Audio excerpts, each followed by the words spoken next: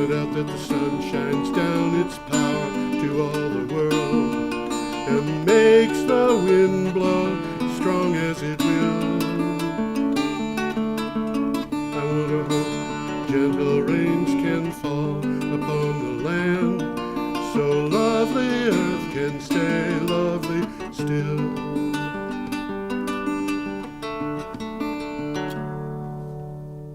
Hello, ladies and gentlemen. This is Energy Week. Only it isn't a week this week, it's 2 weeks this week. It's Energy Week. We're recording this on the 3rd of January, and because the BCTV studio was not open last week, we're doing 2 weeks worth of news today. We had a story last week. We had a video 4 last week, which was about all-rail, the all-earth rail. All-earth rail race. And that was fun. And before, I'm excited about something, so I want to explain this before we go on. I have published this book, which is called Lives Lost and Found. And you can actually get it from Barnes & Noble. Well, why don't you tell us about it? Well, very briefly. it's a set of 20 short stories about people from history. Real people. Well, some Not of them. real. Some of them real. Some of them are not. famous people. Other people are, you know, you're not going to find them in a history book. Alrighty. And it's all about people in history, and it's actually a set of short stories, Lives Lost and Found, it's called, and it is about many different ways that a man can love a woman. Okay. A lot of wars. There's a lot of wars in it. You know, you don't. A lot of it is about. You could probably you'd have to analyze it to find out that it was many different ways. Not many of those ways have anything to do with romantic love, but nevertheless, there it is, and it's one of 3 books I've published in the last 2 months. So you've been busy. I've been busy. Another one was called Gaining the Pass, and it's about how Lao Tzu wrote the Tao Te Ching. It's a play in 1 act. And another one is called At the Pearly Gates, and it's a set of 29 micro short stories about St. Peter going to at the Pearly Gates and people coming by and getting into minor discussions with him. Mm-hmm. And they're all very short Interesting stories. premise. Yeah, they're all very short stories, and they're kind of fun. The good people they're good, and the people who are not so good are given things to think about. But it's there it is, and now we should be talking about energy. I shouldn't have been talking about that to begin with, but every day I go to the internet and I find news on energy and climate change, and the news items are assembled. I do for each news item that I find that's interesting to me, I put together a 50-word or so synopsis, and I bundle that with a link to the original article and put it at my blog, which is called geoharvey.com, and you will not find any advertising there, even for my books.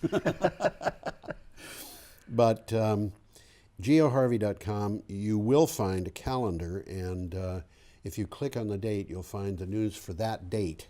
So we will try to keep you apprised of what date the articles are that we're talking about here. It's confusing this time because it's more than 1 week. It's more than 1 week, and we just have to. We'll starting. We did it. We'll get it. We'll get it in there. We're starting on the 20th of December, and actually, there's a. Oh, I've already got that picture up. Yeah, I'm going to put it up. It's an interesting picture. It is interesting. It's an unusual drone boat. Yep. If you go to geoharvey.com, you'll have to click on the back arrow at the calendar to get back to December, so that you can find this. This is on the 20th of December. And what do we have for a title? Arctic air temperatures warming at twice the global rate. Oh, boy. That's kind of scary. Yeah, this is NOAA, which is the National Oceanographic and Atmospheric Administration, something like that. Something like that. Anyway, NOAA's brilliant, visually beautiful and timely Arctic report card for 2018 is an immensely telling work containing the research of over 80 scientists from 12 countries. Since 1900, average temperatures have increased by 6.3 degrees Fahrenheit. This is from Clean Technica. Yeah. There's an interesting map in this article about a dozen worldwide temperature and climate anomalies Yeah, in November. yeah. November was the 5th hottest November on record for the globe. Well, So it's something's happening here. hardly a surprise. Yeah.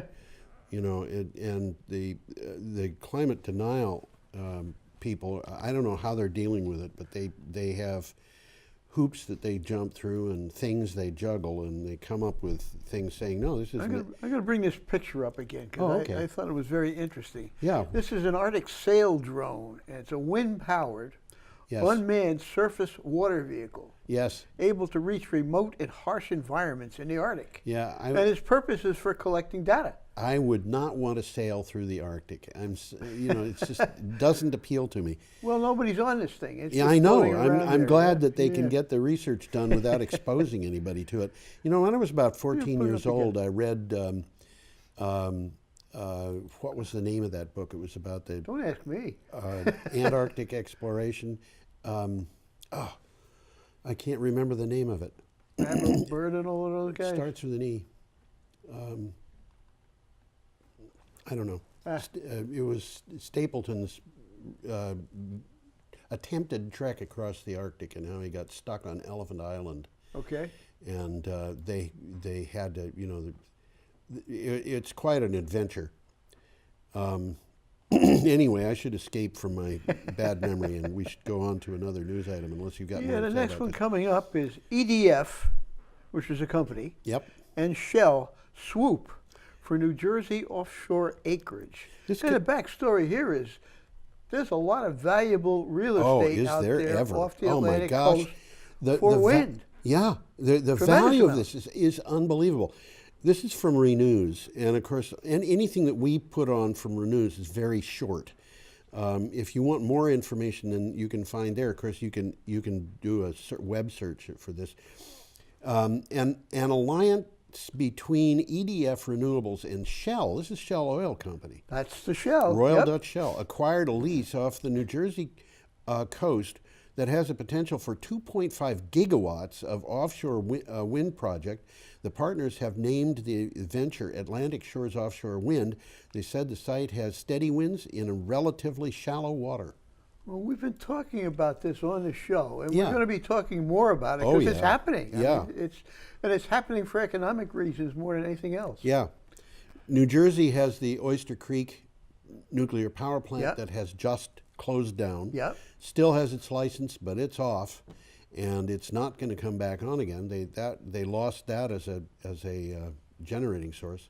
Well, this Shell thing could be operational by the mid-2020s, so we're talking relatively short And you know, period of one of time. the things that's interesting about offshore wind and onshore wind as well is that when they start putting those wind turbines on, they don't have to wait till they're done to get the electricity to shore. The wind turbines actually start generating power as soon as they're up. Right away. And that power, if they try to lay the cables in first, so the power immediately starts being sent to the shore. And this is true So of before onshore wind, too. mid-2020s, they're going to be pumping power out of it. Absolutely, they could be doing that in a year. And there's more coming, folks. Oh yeah, Definitely more- absolutely. There's more lots coming. more coming. We are up to Friday, December 21st. Okay, we got another what picture here What we've coming got up, for though. almost every day is one item or two. Yeah, let's see This if is I a can't solar find that array. picture. Here we go. There you go. That's a solar array, and by the way, that is almost the entire array that you can see there. You see the rectangles. There's one rectangle that just has a tiny corner peeking into the picture on the They're right side. pretty good-sized solar array. It's a good-sized solar array. This is from Utility Dive. New Jersey moves to end solar RECs, which is renewable energy credits. Take next step toward 100% renewables. The next phase in solar development in New Jersey will require a new initiative beyond SRECs, or SRECs, which is Solar Renewable Energy Credits, say officials as part of the state's goals for moving to 100% renewable energy. The state's current renewable portfolio standard has a goal of 50% renewables by 2030. Obviously, they're looking to a future when it's 100%. Oh, sure, absolutely. And Well, this is about the next step that New Jersey is taking beyond this renewable energy credits. Yep. And they're working on it. Yeah, they're working on it. They're abandoning the solar and renewable energy credits, Well, not because there's anything wrong with them, but because they they're hit their 5.1% is I think what they were looking for. they need to go past that. Yeah. We are up to Saturday, December 22nd, and we have an item from Quartz.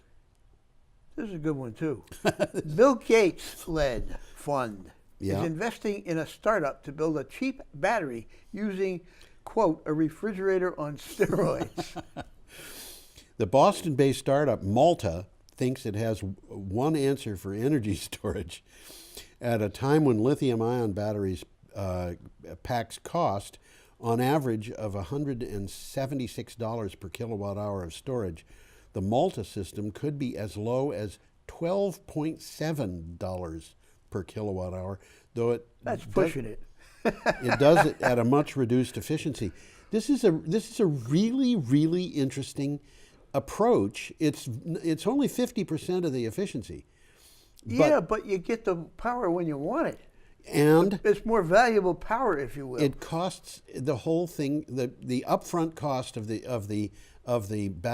storage facility is less than a tenth of the price.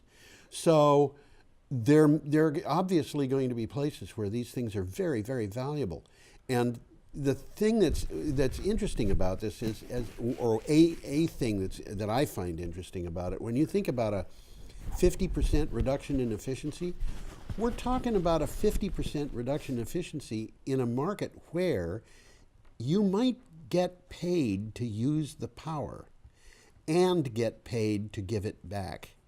So, Double dipping, huh? yeah, double dipping. You just get more dipping on the use the power side. Now, who knows what the ultimate operation on these things is going to be?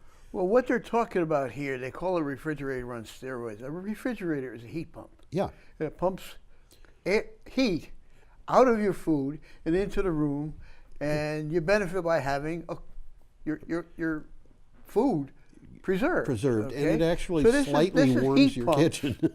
This is heat pumps. Yeah. And what they're going to do now is they're going to heat salt. Yeah. Certain type of salt. They're going to melt it. Yeah. Basically, and this melted salt, you can store it. Yes. Okay, so you can use it when you want to. Yeah. And they use this hot salt to boil water to run a turbine. It sounds complicated, but it really isn't. Yeah. It sounds complicated, but it's really cheap. Okay. Our next item is from CNN. Yeah, we got a picture coming up. We do here, indeed. too, Let me don't we? put that up. It's a beautiful picture, but I don't know what to think about this, whether I should be frightened by it or... Go ahead. This is a plant called golden pothos. Yep. And in the article, it says a rabbit gene turns a houseplant into an air detoxifier. Scientists at the University of Washington made the golden pothos, and I have two different spellings of that. One is Pothos, and the other is one is PO, and the other is PA. I think it's PO. I think your automatic spell checker I have no idea. corrected the spelling. Okay. A house You made a plant. mistake. Okay. I'll start again. Scientists at the University of Washington made the golden pothos, a houseplant, remove toxic gases from the air by inserting a rabbit gene. So this plant is part rabbit, called CYP2E1 into its DNA. The plant's DNA was altered by adding a gene from a rabbit, enabling the plant to break down volatile organic compounds. Well, what's going on here is this particular gene, which is present in all mammals. Yeah. Okay, it makes an enzyme that breaks down a number of organic compounds which have been linked with cancer. So it's a nasty compound, and this plant destroys these compounds. These are compounds rather than storing them. Yeah, these are compounds like benzene. Yeah. You know, They're you nasty don't want stuff. benzene in your house. And so I look at this and I think, honestly, this genetic engineering thing scares me. And part of the reason why it scares me is because people can do genetic engineering in their kitchens, from what I read. This is not complicated stuff. It's not rocket science. It sounds complicated, and you have to know what you're doing. But at the same time, there's absolutely benefits that can be developed from genetic engineering. Well, And this came from CNN, which usually has pretty good articles. And in this particular case, there's some nice photographs of healthy houseplants Yes. in the article. yeah, And there's also an interesting thing, I found it interesting, could glowing plants replace light bulbs? And they're embedding nanoparticles into watercress, and the watercress is glowing. you know, Tom, have you ever read anything about ancient Greek batteries? Ancient, well, Ancient I don't know. Greek They found ancient things that they think were All batteries. right, you know those, they had big urns Urns, with yeah, very we narrow talked- yeah, mouths. yeah. And nobody, you know, the scientists have been saying, what is What- this what do all you about? do What do with you them? do with that? And they found one that, or more than one, I guess, that had long pieces of charcoal and I think it was bitumen in them. And they said, holy smokes, these things could be batteries. They could be. Yeah. And it had occurred to me years and years ago that they had glass. They Yeah. could make glass bottles. Yeah. And if the oceans around Greece have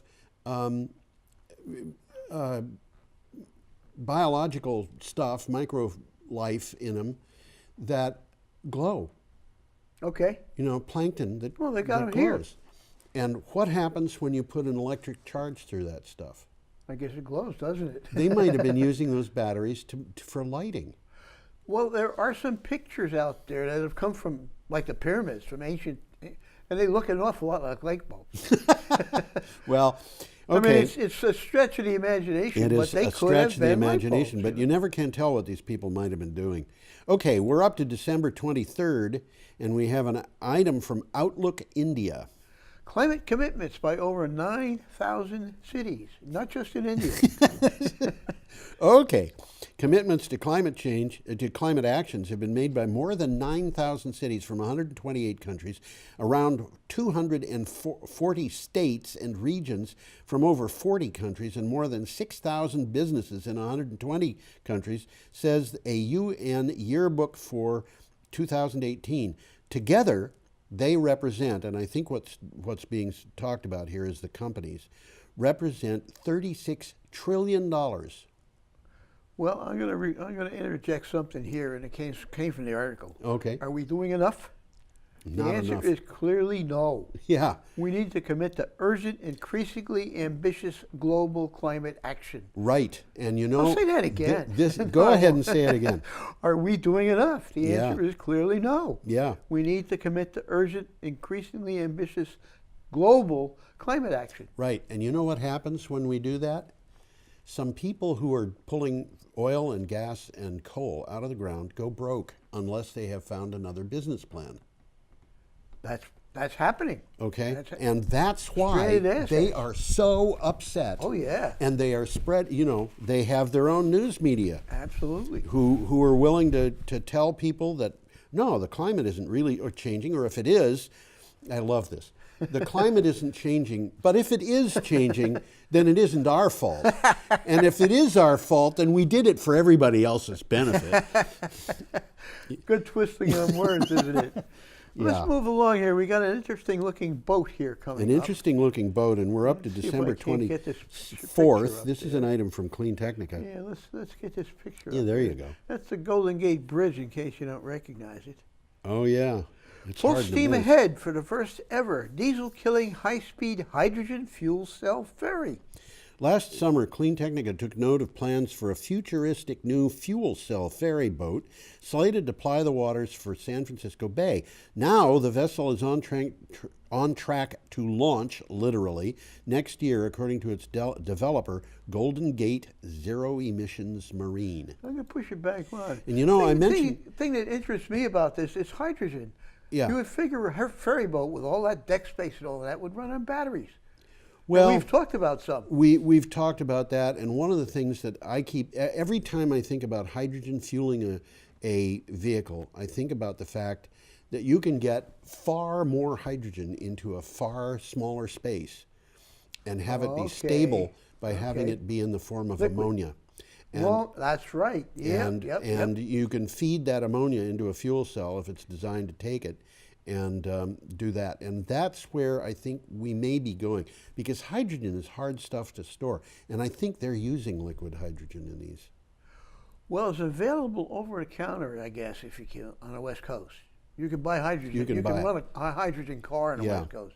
You can't do that yet in the East. No, no. So it's an interesting development. I mean, there's some smart people working on stuff, and some of them are going to click. Yeah, they will. And now our next item is local. Aha. Was it local? Yes, yeah, I skipped one. That's pretty local. Greenfield Light and Power to offer 100% local renewable power. Yeah, this is from the Recorder, which is the Greenfield, Massachusetts newspaper. Greenfield Light and Power can finally offer 100% local renewable power to its customers. The announcement was rolled into a release of a 2-year contract for energy users in the Massachusetts town. The Greenfield Power and Light rate will be 10.565 cents per kilowatt hour. That's for 100% renewable.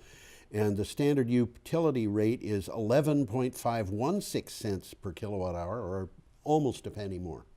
And they're not forcing people to do this. You Yeah. can opt in or out at any Yeah. time. You can opt in or out. So you can decide to buy horrible, destructive, smelly, polluting power for a penny extra if that's what you want to do. You know, or you can have renewable energy for a penny less.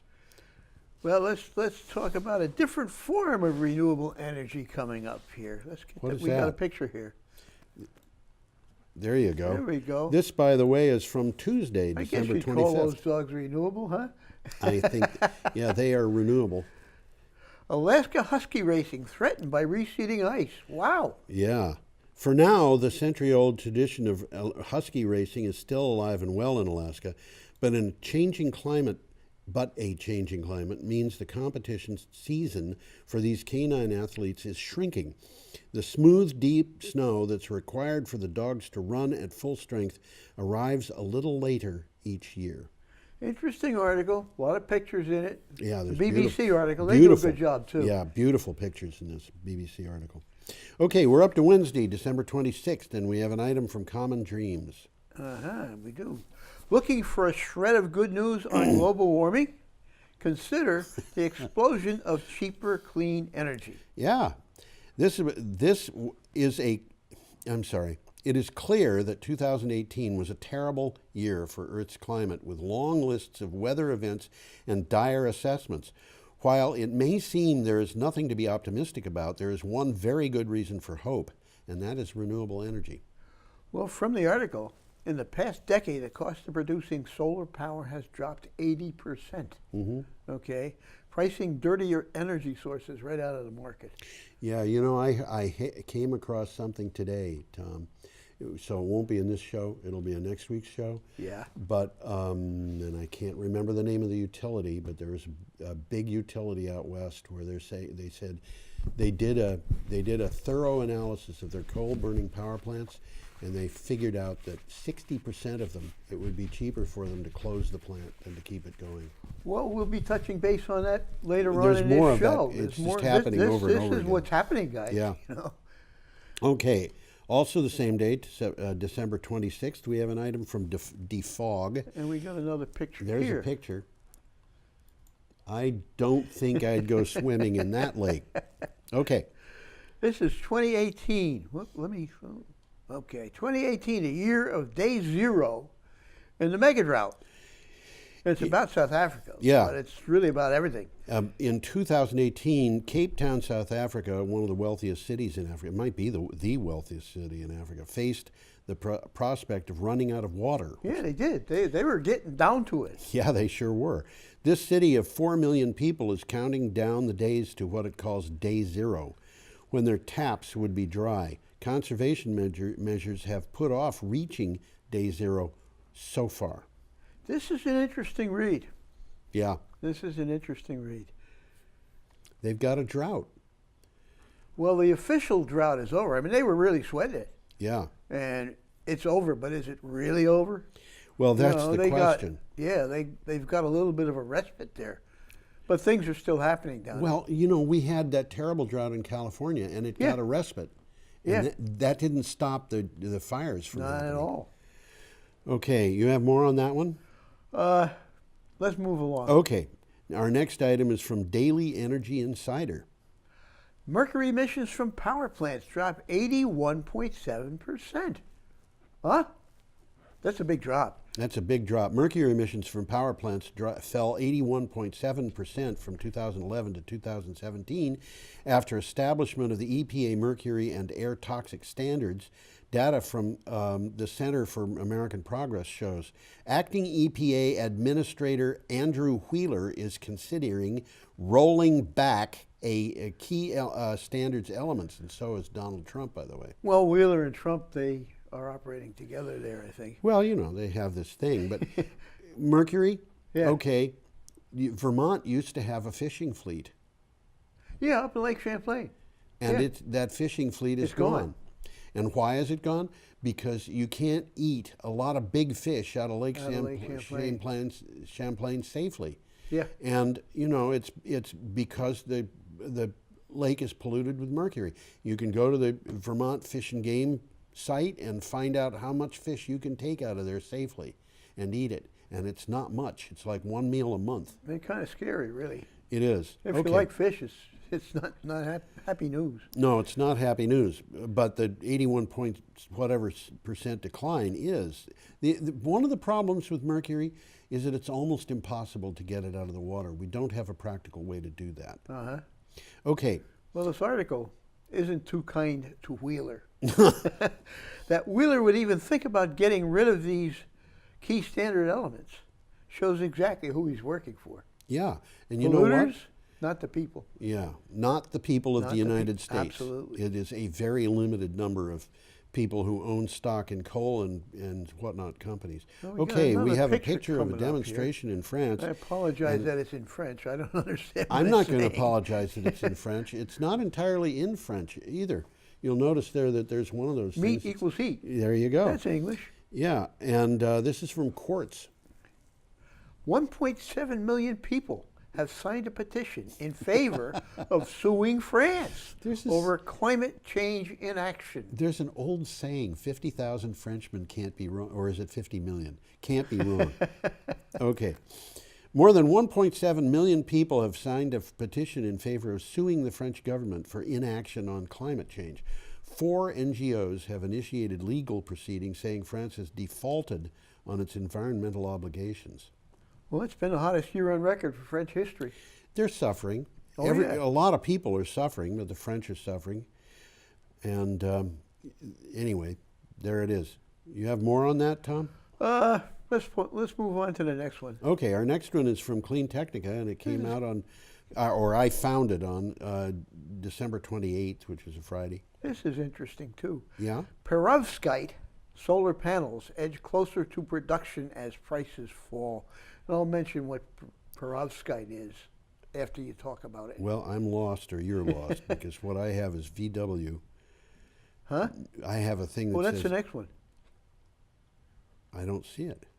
I don't see perovskite. 50 million Frenchmen. It Came goes, from Clean Technica. I have VW's new mobile EV charging stations. Well, that's the next, that's the you next got one to after the that. you got to the week post I probably did. during the middle of the week. I removed that because we had too many. Oh, you don't have that one. Yeah, we had too many articles to talk about, so that's So I one got that to took this out. a little bit in the Yeah, day. our But next we'll one- talk about it really quick. Oh, okay, go ahead. Perovskite is a totally different kind of solar cell. They've invented this. It's not. It's not been a around mineral. for a while. It's not a mineral. It's something that came out of the lab. Yeah. It was created by Japanese researchers in 2009. Yeah. It doesn't depend on silicon. Instead, it uses a hybrid inorganic lead or tin halide-based material that could have a conversion rate as high as 37%. So it's efficient. This is very efficient. Instead of heavy and bulky mounting systems, perovskites could cover the surfaces of buildings, sidewalks, and vehicles. You can spray it on. One minor problem with it is it only lasts a couple of days. Yeah, so they're working on it. So what they've been doing is they've been extending its lifetime so that it's no longer a couple of days. It's now getting into a long enough lifetime. they're that it's working on it. Worth thinking about. But it's an interesting thing. It's an interesting concept. Okay, our next Let's item move on to is VW from Clean here. Technica. Yes, And VW. we got a picture coming up here, too. Do we? VW? Oh, I got a picture, yeah. You have a picture of... Volkswagen's new mobile EV charging station. I don't have it. I'm sorry to say. Okay. And I can't get it up. Yeah, you I can't get it up. Well, it's basically a very large cube. Yeah, it looks like a porta potty. Sort of, and it's sort of like what we have up on the end of Canal Street, only smaller. Yeah.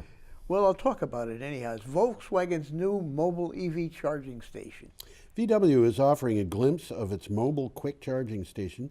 It works according to a principle of a power bank to charge. This is a power bank, by the way. That is a power bank. Well, this is a much bigger power What bank. I'm running here, this computer that I'm holding has got that thing, and it's a big battery that runs the computer. Smaller battery. Yeah.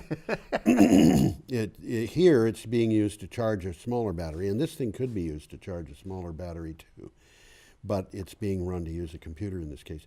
It works according to the principle of a power bank to charge an EV's battery from its internal battery, from its own, the power banks, the VW mobile charging station's internal battery. It has quick charging technology and can charge a car with suitable connections in 17 minutes. Which is pretty quick. Now, the beauty of these things is that they can take them, charge them in one place, and then You move put 'em them to anywhere another else. place, Yep. and you have Yep. them for cars. And So if they'll they got a charge- special event, they can put them on at that event to Right. recharge cars. So you can charge a number of cars from one of these things. I forget, what's the number? Well, the total battery storage capacity is 300 kilowatt hours. Right. Okay. It can enable up to 15 charges. Yeah. Okay. It can charge up to 4 vehicles simultaneously. No, So it's yeah. and it's permanent. If it is permanently attached to the grid, it recharges itself Automatically. automatically. Okay, we are up to Saturday, December 29th, and by the way, you're going to have another article, and I don't know where it is that got pulled. So, what do you got for this one? NREL, which you're going to tell us what Yep. it is, details great potential for floating PV systems. I love And this this. is floating on a lake. Yeah. Or a reservoir. Yeah. In a paper that was published in the Journal of Environmental Science and Technology, researchers from the Department of Energy's National Renewable Energy Laboratory, NREL, estimated that floating solar PVs on the more than 24,000 man-made U.S. reservoirs could provide approximately 10% of the nation's electricity. Well, we've talked about and showed pictures of some of Yeah. these floating panels, and Yeah. you know it works. Yeah, this is from Power Magazine. Some of those reservoirs, by the way, are being used for swimming and fishing. So they wouldn't use all of them, I don't think. But the ones that are being used for swimming and fishing, some of them, like the one up in Townsend, could be used for hydro. Absolutely. Yeah. And there's a couple of benefits about that. Reduced water evaporation. Yes. Reduced algae growth. Yeah. You know, so they got a couple of other pluses coming. And the reservoirs keep the solar panels cool, and they operate, And they operate a little bit more efficiently. Yeah. Okay, that was from Power Magazine. We Yeah, have a it's- picture it's coming a up good now. combination. We do have a picture coming up. Let's see if I can't That is find the it here. Brandon Shores Power Plant, and this item is from CNN. EPA proposes a new rule that could allow fewer restrictions on toxins. That's This not is what good we were news. just talking Yeah, about. this isn't good news. No, the Environmental Protection Agency. Which is supposedly working for us. Yeah, this is Andrew Wheeler, who we were just Yeah, talking about. Announced that it is proposing new rules for the regulation of hazardous toxic air pollutants, potentially making a way for fewer restrictions on various pollutants in the future. A number of groups were quick to criticize the move. They knew when they said this that it's going to kill people. They knew that. But it's about money. It's about money. That's exactly correct. It's about keeping old coal plants going, Yeah. despite the fact that one way or the other their electricity is going to be more expensive than solar or wind. They know that this is going to kill people. Yeah. And they're doing it anyway. Yeah, There's a unfortunately. word for that. What's that word? Homicide. Duh. Duh. Okay. Well, But let's that's move- what they're doing because it's good for the bottom line of the people who are invested in that kind of stuff for the next quarter. Yep. Absolutely. By the way, Yeah. we can stop them by not buying their products. Well, that's happening too. Yeah, it is. Okay. Moving right along here. Okay. Zimbabwe. Yeah. This Sunday, December 30th. Yep. Zimbabwe saves a fortune on an energy bill. This is impressive. It is. This is from Bulawayo 24 News. I think that must be a television station or a radio station. Got me. I Bulawayo. haven't a clue. Zimbabwe's bill for energy imports dropped from at least $48 million to about $1.2 million. That's a big monthly. drop. That's 97.5%. It's what they have been importing. Yeah. So now they're starting to make their own. They're making their own power as efforts to invest in local electricity generation underpin economic growth that begins to bear fruit. With new power projects, Zimbabwe is moving toward energy self-sufficiency. Well, that makes sense. Nothing wrong Imagine with that. They had a 97.5% drop in the energy imports, and that money is staying in Zimbabwe. Well, they have built one rather large hydro. Yep. And they're building another one. Yeah. So they're getting there. And, yeah, they're getting there. Okay. That was Sunday, December 30th, and now we've got an item from Monday, December 31st, and there is a picture with There's this. a picture here, yeah. And this is from The Guardian. Wait a second, I got a different picture. You have a different picture? Yeah, I got a guy riding a bicycle. Is flood defenses? Huh? Flood defenses? You might have the wrong article. I pulled two articles. Let's see if I get the next one. So I got the next one here about flood defense. That's what we're doing. Oh, this is an article that you pulled, huh? Yeah. Oh, it was a long and informative article, too. I know in the picture there's a Tom guy read- riding a bicycle in the snow. Yes. And it's climate change is affecting northeastern Pennsylvania. And the guy was riding a bicycle on a trail bike on a biking trail through the woods of Pennsylvania after Christmas. Okay. And you don't do that in Pennsylvania after Christmas. But our next Well, it's the second warmest year on record in northeastern Pennsylvania. Yeah. Our next item is from The Guardian. Yeah, this one I can catch up. We'll skip over that one. You pulled it, huh? I'm sorry. I had 23 articles for this. Well, we got a picture coming up item. here, so let's look. Yeah, at the let's picture. look at the picture. I didn't want to have to discuss 23 articles in one news thing. Well, I started working on this Sunday, so. Yeah, and you probably got to it just the moment before I pulled those. Okay, sorry about that. All righty. Well, we got another picture coming up. We and do. This is willow growing is along willow a river. growing along the what is the name of the river? The Eden, the River I Eden. don't have the name of that river. No, it's on the but picture. let's- It's on the yeah. screen. Willow growing along the River Eden. What do you Flood have? defenses. Yeah. How willow proved to be a natural defender. This was kind of a second order consequence. Yeah, They didn't expect it. No, they didn't. This is from The Guardian. Planting willow trees on farmland along a river to grow fuel for biomass plant had an unexpected benefit for a farmer in Cumbria, and not just the one farmer, but others, anybody who had willow growing along the river. As heavy rain produced a flood that washed gravel and debris into exposed fields, the willow trees provided protection to the adjacent fields. And they said they had railroad ties sitting in the middle of agricultural fields because of this flood. Yeah. But yeah, this and guy these didn't- trees are stopping it. Yeah, his trees stopped that mess from happening. And when the floods receded, they just kept The on willow going. trees provide protection to the adjacent. Yeah. Duh. Duh. Well, the article talks about the Iggesund, which is a Swedish company, Yes, who built a paper mill in England. right. Okay, and they use locally grown willow, Yeah. which the farmers are growing Yeah. to help fuel their biomass. This is a crop just like wheat. Yeah, they're growing wood to sell. Yeah. Okay, and they have found out that the farmers who planted willow for the mill say the crop is keeping floods at bay. So Yeah. discovering willow's role as a flood barrier was a happy byproduct. Right. Interesting how some of these It things is. work. It is.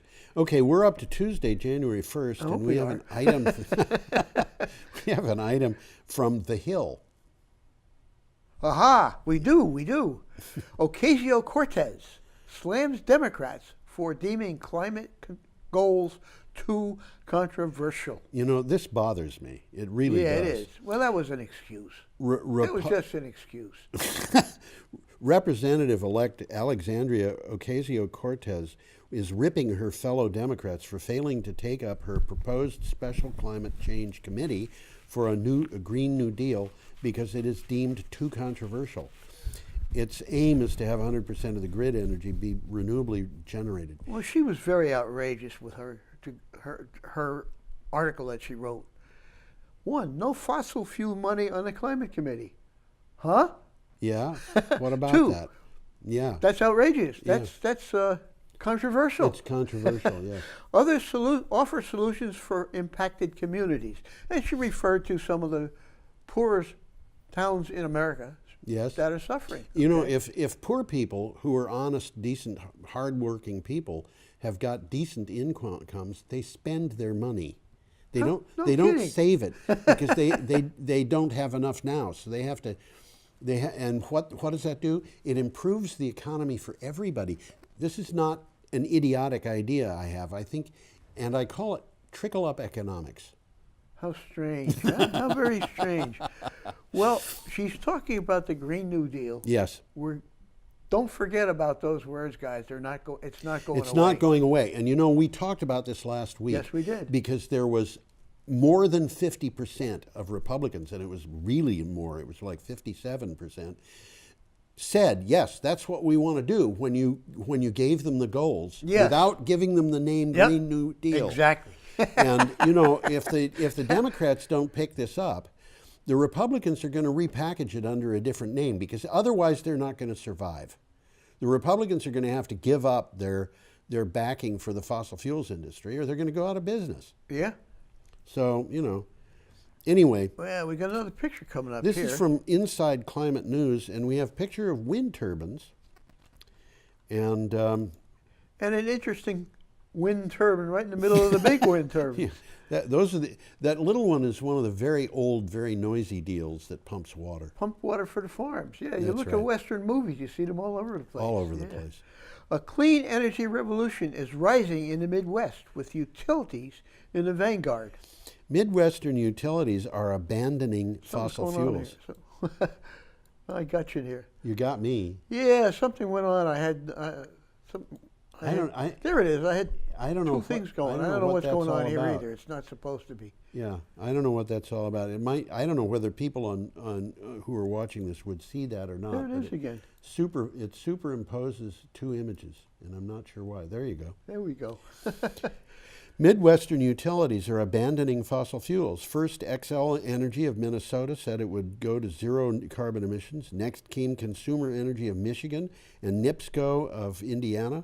They made 2018 the fulcrum year for the energy transition. You know, there's going to be more and more and more of these. And these three, my bet is that we're going to see at least three times that, at least 9 different big utilities ditching fossil fuels in the next year. This was a good article. This is something people should read. Yeah. Inside Climate News it came from. And yep. For one thing, there's a good graph in there about the levelized cost of electricity. Right. Explain to us what the levelized cost is. Well, levelized cost, you're looking at the wholesale price of electricity, and you say, okay, what is the actual cost? Not just what the utility charges, but also add to that any benefits that it, I'm sorry. Subtract. Any benefits that you get from government for so any subsidies? Subsidies, yes. So it packages the whole thing together. Theoretically, it's the entire cost, although there are certain things that are never counted in. For example, with nuclear power, they don't include the cost of disposing of the which of is a the big waste. cost. And they also don't. As we're finding out in Yankee, they're all sitting in casks down there. Yeah, well, they're safe in the casks relatively compared to what they were in the spent Just fuel last bills. week, they had a intruder, 4 o'clock in the morning, opening doors down at Yankee. This really happened. I know, but bear in mind, Yeah. okay, spent fuel pool, 80 feet up in the air. Yeah. Okay, and these casks are on the ground. In fact, the bottom of the cask is only about 5 inches above the I think it was the 100-year flood zones line. But Ooh. at Fukushima, everything got flooded, including the dry cask storage. So Okay, they're not foolproof. but you see, the dry cask storage didn't fail.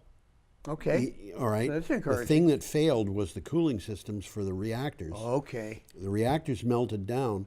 If there had been a fire in a spent fuel pool, which can happen, theoretically, that would have been a complete mess. We would have had something at Yankee that would have been far worse than Fukushima.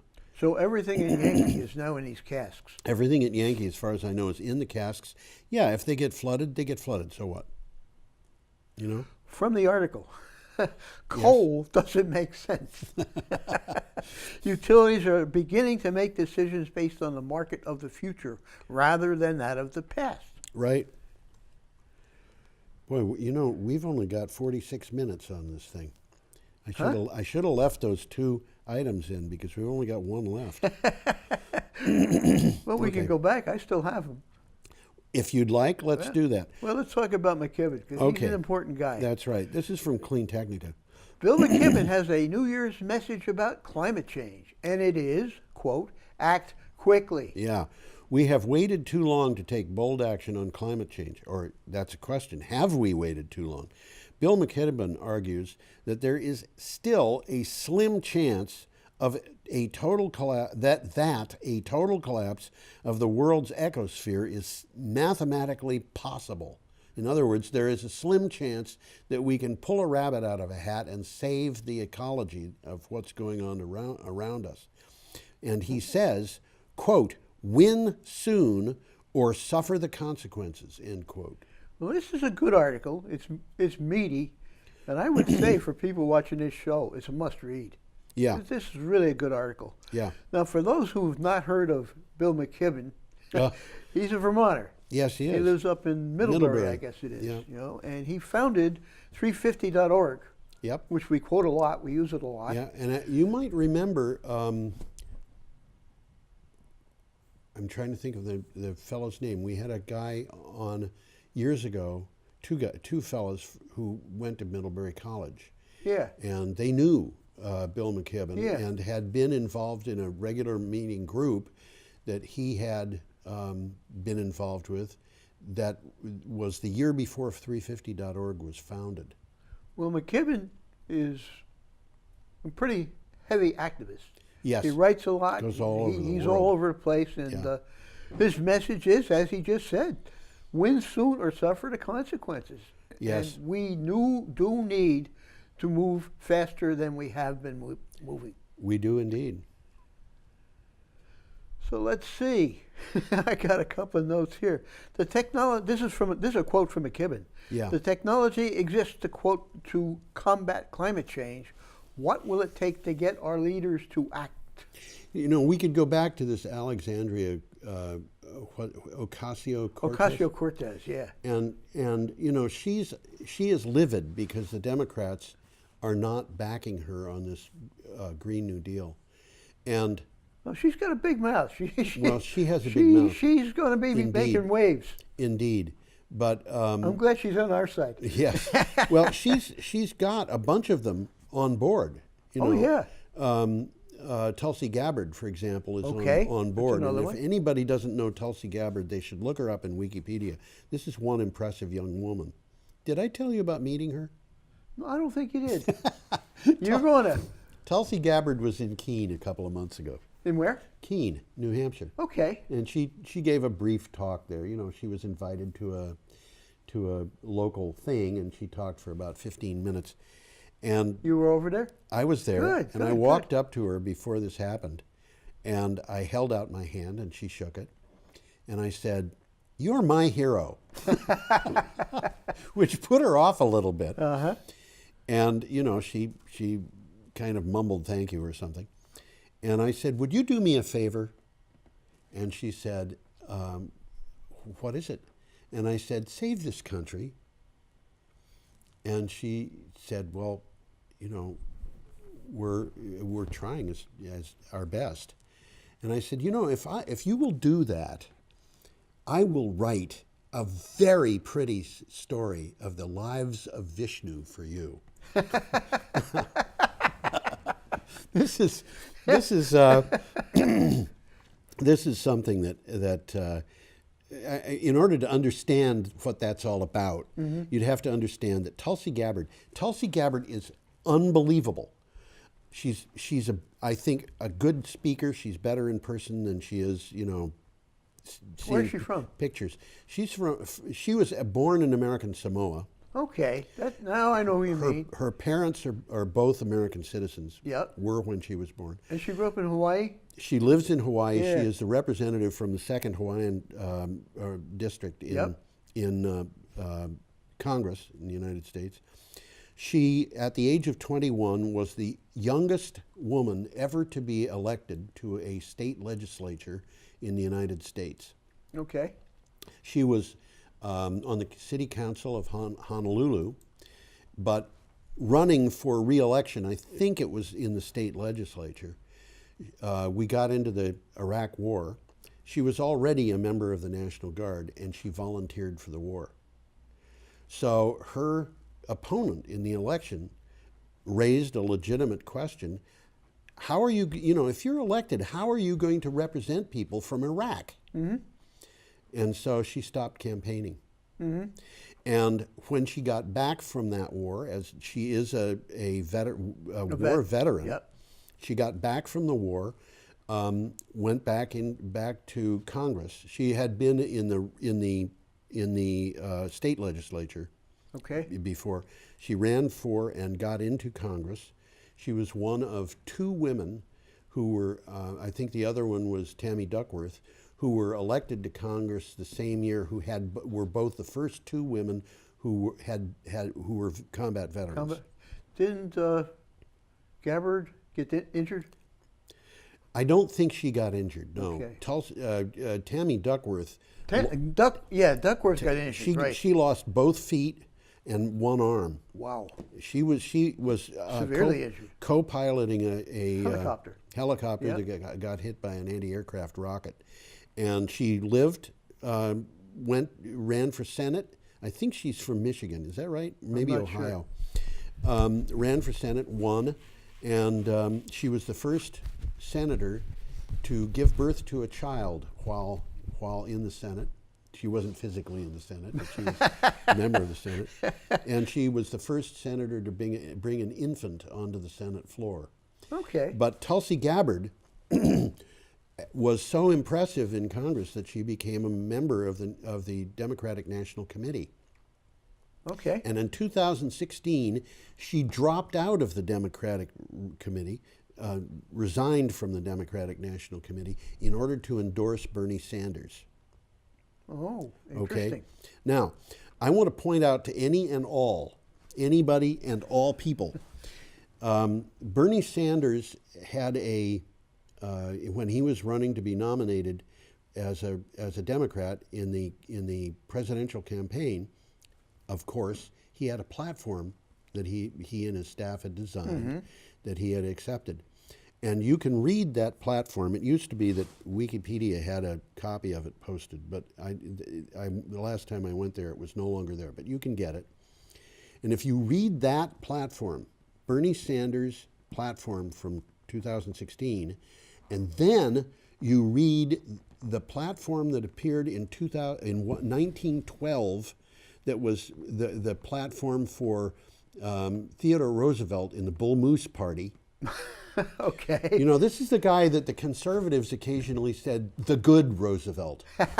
Read the good Roosevelt's Bull Moose Party platform and compare it with Bernie Sanders' 2016 platform.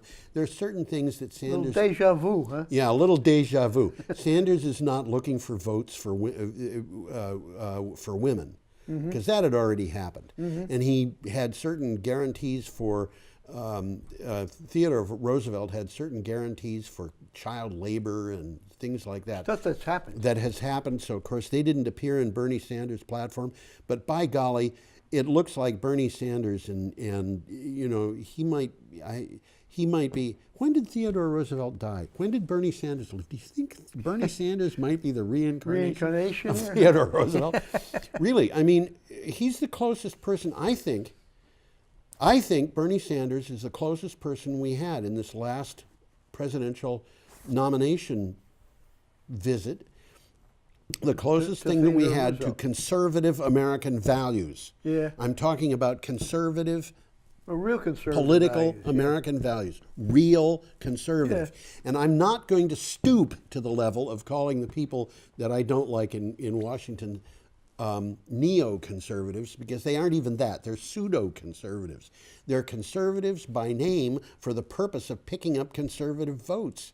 But they're not pushing a conservative agenda. Their agenda has nothing to do with conservatism. It's an entirely different thing, and it's all designed, in my opinion, to support the people who donate to their cause, Of course, who own fossil fuels. And of course, the beauty of the Supreme Court having made its decision to on People's United was that it means that we can see who's muddying the water is in Washington, D.C., and we know who's behind it.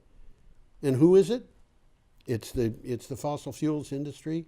Well, they're looking at stranded assets. They're looking at stranded and that's assets. scaring the heck out of them. They've had it their way for a long, long time. And if they had the intelligence to realize what's actually going on, instead of going through denial and wishful thinking, which is a bad business plan. Denial and wishful thinking is not good for business. I think they so. would sit down and they'd say, we've got to redo our business plan. We've got to act in accordance. When your competition is selling a better product for less, what do? You adjust. You adjust. And what they tried to do was take control of the American national government, and the thing that's difficult for them is, so you take control of the national government, all right, which is highly leveraged. This is a highly leveraged control. They have got the so-called right-wing Republican Party behind them because of financial donations. They got the right wing, they leveraged their financial donations into controlling that wing, and then they leveraged control of that wing into controlling the Republicans in Congress, and they leveraged that into controlling the Congress, which they've lost, and they also the White House. That is multi-leveraged, and when that leverage system breaks down, it's going to break down very, very quickly. Mm-hmm. I mean, imagine what happens when you've got a lever that's operating a lever, that's operating a lever, that's operating a lever, and somebody with a very big foot goes bam on the end of that lever system. Those levers fall apart, don't they? They fall apart, yeah. So. Well, have we finished up what we were going to do today? I'm sorry, I just went through a tirade.